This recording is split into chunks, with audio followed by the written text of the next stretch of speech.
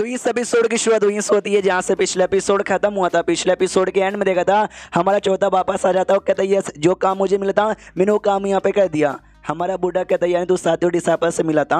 ये कहते हैं मैं सातवें डिसाइपल से मिला था। मसाई डिसाइपल सबसे चलाक हुई है, उसका चलाकी उसका जो भी ना कारनामा कितना डीप तक चलता है ना लिटरली मुझे भी समझ नहीं आता। हाँ लेकिन मैं उसका सीनियर तो हूँ। आई नो उसने भले हमको धोखा दे दिया है लेकिन तो भी उसका सीनियर हूँ। मैंने बोला अपना वेपन डाल, उसने अपना वेपन डाल दिया। फिर मैंने बोला कि भाई सेकंड डिसाइपल और पहले डिसाइपल उनके पास लेके जा, वो लोग भी अपना डालेंगे तो काम हो जाएगा। और उसने बोला यस और हो जाएगा यार, टेंशन लेने की जरूरत बिल्कुल भी नहीं है। सामने से हमारा मेन कटर कहता है कि वेल हाँ उसने भले ही ऐसा यहाँ पे कर दिया। तुमको क्या सच्ची में लगता है कि वो उसके अंदर जो ट्रेजर आइटम है वो उसको यहाँ पे नहीं चाहिए? जो सुनने चौथा का ऑफकोर्स भाई किसी को भी चाहिए ट्रेजर आइटम, उसको भी चाहिए रहेगा। लेकिन उसको ओपन करने का जो आखिरी वेपन है ना, आखिरी वेपन अपनी छठी का डिसाइपल आई मीन छठी का वेपन वो आपके हाथों में, उसके बिना ना वो चाह के भी ओपन यहाँ पे कर ही नहीं सकते। तो उसके हाथों में बिल्कुल भी लगने वाला नहीं है। जो सुनते ही हमारा मेक कटा कहता है जी हाँ ये बात तूने एग्जैक्टली यहाँ पे ठीक बोला कि उसके बिना ना बॉक्स ओपन किया जा नहीं सकता। लेकिन लेकिन लेकिन लेकिन लेकिन मुझे ये बता भाई उसने सामने से एग्री यहाँ पे काय को कर लिया और वो उसने ऐसा काय को बोला कि यहाँ पे पहले के पास भी और दूसरे के पास भी अपन यहाँ पे लेके जाएगा। उससे पीछे भी दिमाग है क्योंकि देखो हमारे जो सेट में ना ढेर सारे कमाल कमाल के ट्रेजर आइटम पड़ा हुआ है। ये बात है ना दुनिया भर में सबको यहाँ पे मालूम है। और बाई चांस कभी आगे चल के मैं मर जाऊंगा वो लोग आएंगे और चोरी करने की कोशिश करेंगे। ये सेम बात है ना सातवें डिसाइपल के दिमाग में भी आया होगा कि अगर बुढ़ा मर गया तो ये बक्सा कभी ओपन हो ही नहीं सकता। तो बुढ़े के मरने से पहले ये बक्सा ओपन यहाँ पे करवा दो। भले ये वेपन आज हमारे हाथ में ना लगे लेकिन आगे चल के जो भी बक्से में होगा वो किसी ना किसी दिन हमारे हाथ में तो लग ही जाएगा। और छोड़ो बक्से की बात यार, जो काम मैंने तुमको यहाँ पे कहा था कि भाई जो भी अपना टेक्निक है ना टेक्निक लिख के मुझे यहाँ पे दो तो जल्दी से लाओ। हाँ तो सबसे पहले नौवीं डिसाइपल आगे आती है और कहती है ये लीजिए मास्टर मेरी टेक्निक अच्छे से चेक कीजिए और बताइए। तो हमारा मेक कटर भी देखता कि ओके तो ये यहाँ से ऐसा करती है फिर ऐसा करती है फिर ऐसा करती है और फिर ऐसा करती है। गुड गुड बहुत ही बढ़िया यहाँ पर है, बहुत ही बढ़िया है। हाँ तो जहाँ तक कि मुझे जितनी भी टेक्निक्स याद है उनमें से ये वाली टेक्निक भी one of the biggest one of the greatest आती है। और ऐसा टेक्निक जो भी याददाश्त है ना वो सारी याददाश्त बुड्ढे की मेमोरी मेरे दिमाग में 28 गोड ये मेमोरी सिस्टम ने अभी तक मुझे दे के रखी है। और लेकिन मैं देख सकता हूँ दो चार चीजें ना अभी भी इस टेक्निक से यहाँ पे मिसिंग है। ओ माय गॉड अब मुझे समझ आ गया ये दो चार चीजें मिसिंग है जिस चक्कर में यूनार इतना टाइम होने के बावजूद भी ना अभी तक आर्टिकुलेशन स्टेज पे जा नहीं पाई। सुनो जल्दी से जाओ और पेन यहाँ पे लेकर आ जाओ। हाँ तो जाते पेन ला के दिया जाता है और ये सामने से जो चीजें मिसिंग थी ना वो मिसिंग चीजें ऐड करने लग जाता है कि भाई बुढ़ा बड़ा चलाक था, अपने डिसाइपलों का टेक्निक सिखाया लेकिन अधूरा अधूरा टेक्निक यहाँ पे सिखाया। अगर वो पूरा सिखा चुका रहता ना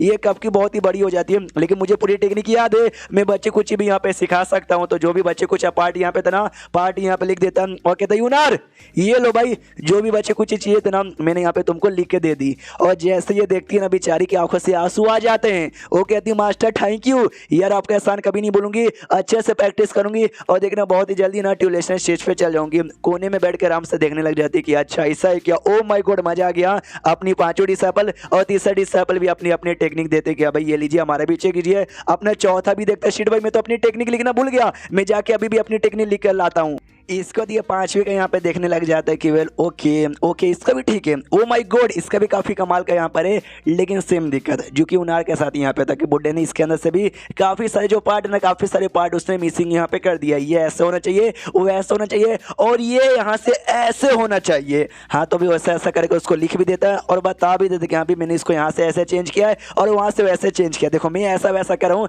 लेकिन बुड्ढे ने कुछ ज्यादा डिटेल में बताया है, उतना डिटेल में आपको बताऊंगा तो बोरिंग लगेगा इसलिए मैं ऐसे वैसे में निपटा देता हूँ। ये भी कहती है मास्टर मैं समझ गई जैसा आपने बोला वैसे ही करूंगी। बुढ़ा ये भी कहता है लेकिन तुम्हारे चोटों से ना तुम्हारा बॉडी अभी तक रिकवर नहीं हुआ है तो कुछ समय के लिए आराम कर लो, अभी अगर तुम कल्टीवेशन में ध्यान ना दोगे तो भी चलेगा। ये भी कहती है मास्टर समझ गई। उसके बाद जो बाकी तीनों डिसाइपल थे उन तीनों को भी सपोर्ट करता है तो बदले में तीनों द्वारा 200 पॉइंट यहाँ पे मिलता है। हमारा बुढ़ा मनी मन सोचता है कि हाँ भाई ये जो पुराना बुढ़ा था भाई जिसकी बॉडी में हूँ बड़ा चलाक था, उसने भाई कल्टीवेशन टेक्निक में बहुत सारे पार्ट यहाँ पे मिसिंग कर दिया। और ये जो डिसाइपल यहाँ पर है चौथा तीसरा पांचवा नौवीं इन सबको इसने वेपन यहाँ पे नहीं दिया था, यानी वेपन भी नहीं दिया और कल्टीवेशन टेक्निक भी आधी अधूरी सिखाई। तभी तो इतना साल होने के बावजूद भी ना चाह के भी लोग ज्यादा डेवलपमेंट नहीं कर पा रहे थे। जैसे इनको एहसास हो गया कि हाँ भी हम डेवलपमेंट नहीं कर पा रहे हाँ तो भाई इन्होंने कल्टीवेशन करना भी छोड़ ही दिया था। लेकिन भाई हाँ मैंने बता दिया इसलिए जोश से चला। तो सुनो मैंने इंप्रूव करके दे दिया और निराश नहीं करने का और फतेह हासिल करने का। ये लोग कहते ओके मास्टर समझ गए हम नूरा फतेह हासिल करेंगे। तो उसके बाद यहाँ पे चेंज होता है जो नंबर 1 डिसाइपल था ना, नंबर 1 डिसाइपल की टीम की ओर, हाँ, जो कि भाई कहीं जा रहे थे और ऑफकोर्स जो नंबर 1 डिसाइपल है ना वो भी उनके साथ यहाँ पे था और अपना 7वां डिसाइपल वो भी नंबर 1 से मिलने के लिए यहाँ पर आया था। तो ये भी ऐसा दूर से देखते हैं वो कहते हुआ यार मानना पड़ेगा हमारे नंबर 1 डिसाइपल ना कुछ ज़्यादा हिम्मत वाले यहाँ पर है। वो लिटरली जो प्रिंस ना, ये शायद प्रिंस के मेंशन हुए उनसे मिलने के लिए यहाँ पे जा रहे हैं, किसी और बंदे की इतना हिम्मत नहीं होगा। तो एक नौकर मतलब एक मेंबर कहता है इसे सुनिए यार, हाँ तो हम लोग भी पीछे पीछे जाए, उनसे मिलना है ना। ये भी कहता है कि नहीं रुको, जैसा सबर करो, यहीं से होके जाएंगे ना, जैसा यहाँ पर आएंगे मैं मिल लूंगा। उसके बाद सीन होता है उसी फ्लाइंग बोर्ड पर जिसमें बैठ के नंबर 1 जा रहा था, वो सेड की एक लड़की थी, उसकी सेड की एक लड़की थी और कहती है सेल लीडर यार जहाँ हम लोग जा रहे ना वहाँ पे जाने में 6 घंटे का टाइम और भी लगेगा, आप आराम कर लीजिए, बाहर खड़े काई को हो। जो सुंदर ये भी कहता है कि बाहर खड़ा काई को यहाँ पर हूँ, क्योंकि भाई मुझे बाहर का नज़ारा यहाँ पे देखना है। और फाइनली अब जाके हमें इसका चेहरा यहाँ पे दिखाया गया। इससे पहले मेंशन हुआ था, झलक दिखा था, लेकिन चेहरा क्लियर तरीके से दिखाया नहीं गया था। पहली बार इसका चेहरा क्लियर तरीके से दिखाया जा रहा है। कोई ज्ञान देता है कि हाँ भी कभी कभार बाहर निकल के सुंदर नज़ारा यहाँ पे देख लेना चाहिए। ऐसा फ्लाइंग बोर्ड से उड़ते उड़ते नज़ारा देखते हो ना, हाँ तो मज़ा ही आ जाता। क्यों, मैंने ठीक बोला ना? हाँ तो जो लड़की थी वो भी ऐसा हल्का सा शर्माती है और कहती यार लीडर आपने ठीक बोला, आप कभी गलत बोल ही नहीं सकते। लेकिन हमारे मेकटो को इसका ये बात पसंद नहीं आता। वो चाहता कि यहाँ पे सामने से कोई हिम्मत दिखाए और मुझे बोले कि ना भाई तूने ठीक नहीं बोला, ऐसा नहीं हो ऐसा। लेकिन ये सारे बंदे इतने डरपोक है ना कि भाई जो मैं बोलता हूँ ना ये लोग मुंडी हिलाते हैं, कहते हैं यस यस यस आपने ठीक बोला। क्यों ना मैं कितना भी बेकार चीज़ कह लूँ, ये लोग कहते हैं हाँ भाई आपने ठीक ही बोला। बोरिंग है यार। उतने में सेट का एक दूसरा मेंबर आता है और आते कहते सुनिए जी लीडर, कोई एक लड़का है जो आपसे यहाँ पे मिलना चाहता है, जो कि हमारे रास्ते के बीच में आके रुकावट बन रहा है। ये कहता मरवा डालो सीधे। तो ये कहता नहीं यार वो बंदा थोड़ा इंपॉर्टेंट लग रहा है, उसका कल्टीवेशन भी काफ़ी हाई लग रहा है और कहता है कि भाई कोई इंपॉर्टेंट आपका दोस्त लगेगा तो जाके मिल लीजिए। तो कोई और नहीं बल्कि अपना 7वां डिसाइपल था। वो देखता हो कहता है हेलो सीनियर कैसे हो, मजे में? तो सामने से अपने नंबर 1 डिसाइपल कहता है तू आया क्या, ले लो इसको गड्डी में ले लो। गड्डी में ले लिया जाता है, आई मीन फ्लाइंग बोर्ड पर ले लिया जाता है। तो कहता है हेलो नमस्कार सीनियर कैसे हो। ये कहता है मैं तो बढ़िया हूँ। तू ठहरा 7वां डिसाइपल, यार तू बड़ा बिजी आदमी मुझे लगता था, तू मेरे पास अचानक से आज कैसे आना हुआ? ये कहता बिजी आदमी, अरे नहीं यार पब्लिक ने बस मेरा नाम खराब कर दिया कि बिजी आदमी हूँ बिजी आदमी हूँ। यार बहुत टाइम मेरे पास भी है, समझो भी फोकट आदमी हूँ यानी फ्री आदमी यहाँ पर हूँ। आप बड़ा यार मुझे थोड़ा ये लगते हो, मतलब इतने लंबे समय से अब सेकुलेशन में तो अचानक से इतना दूर D1 कैपिटल में क्या करने आ गए? ये कहता है क्या करने आ गए भाई, आना पड़ा। तुम्हारा जो दूसरा सीनियर है ना भाई मेरा जूनियर, यार बड़ा कमीना हरामी यहाँ पे बन चुका है। उसने मेरे एक बंदे की जान निकाल ली, अगर मैं यहाँ पे नहीं आता हो सकता भी वो मेरे और बंदों की जान निकाल लेगा।